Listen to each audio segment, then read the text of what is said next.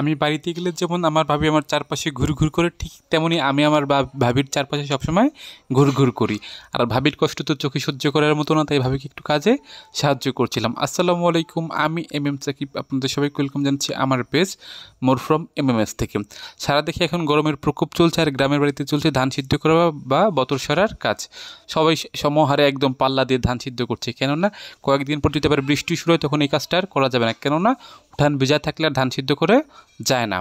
আর এই তো ধান সিদ্ধ করার কাজ আমি আর আমার ভাবি খুব সকালেই শুরু করে দিয়েছিলাম, যদিও আমার ঘুম থেকে উঠতে একটু দেরি হয়ে গেছিলো, তবুও আমার ভাবি আমার জন্য একটা পার্ট রেখে দিয়েছিল যাতে আমি ভিডিও করতে পারি। আর এরকমভাবেই কজনের ভাগ্যে বা জোটে। আমি আর আমার ভাবি খুব সকালে এই কাজটা শুরু করেছিলাম। আর এটা যে পাত্রে ধান সিদ্ধ করে সেটাকে তাফাল বলে।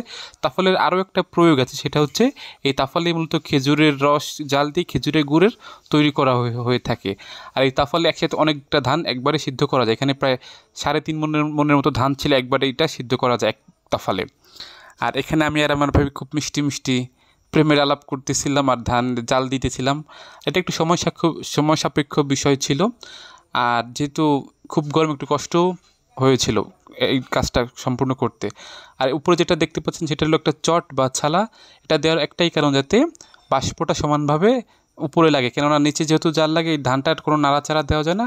এর ফলে বাষ্পটা যাতে বের না হয়ে যায়, যাতে উপরের ধানটা সিদ্ধ হয়, সেজন্য এই ছালাটা বা চটটা দেওয়া হয়ে থাকে।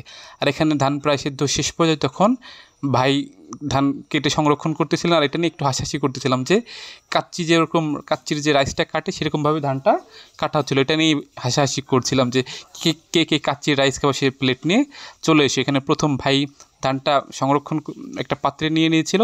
তারপরে আবার আমার ভাবি অন্য পাশ থেকে ধানটা সংরক্ষণ করেছিল, কেননা তার পাশ থেকে আগে ধান না নিয়ে নিলে তখন ধানটা পড়ে যাবে, এই জন্য আগে চারপাশ থেকে ধানটা নিয়ে কমানো হচ্ছিল।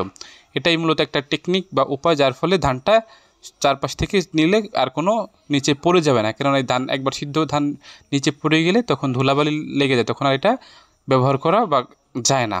আর এটাই হচ্ছে সেই সিদ্ধ করা ধান আলাদা এক জায়গায় সংরক্ষণ করা হয়। উপরের ধানটা নিচে যায়, নিচের ধানটা উপরে আসে, এর ফলে ধানটা দুই পাশেই সমানভাবে সিদ্ধ হয়। আর এটা একটু সময় দিতে হয়, একটু যাতে তাপটা কমে যায়, না হলে দেখা যাবে ধানটা বেশি নরম বা হয়ে যেতে পারে। আর এই চটে আমরা ধানগুলো এনে রাখছিলাম।